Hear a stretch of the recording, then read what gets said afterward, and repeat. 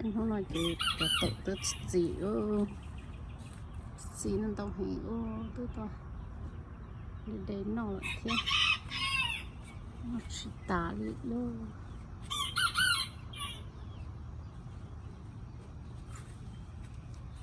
สีได้ผลุเต็มหมดสิ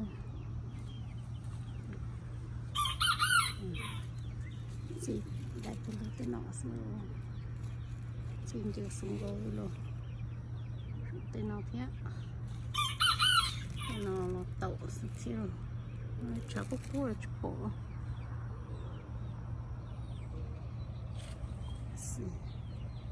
chơi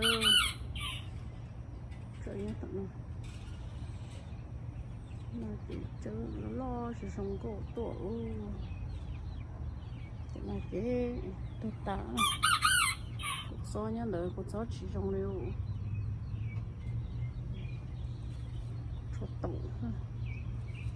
tổ thì dùng sư tổ chỉ thực và gì nên tổ hình lệ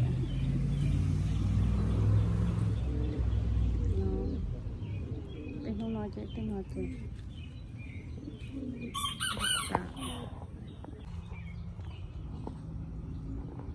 tổ đu lấy mình quá không nó sẽ trong tấu nữa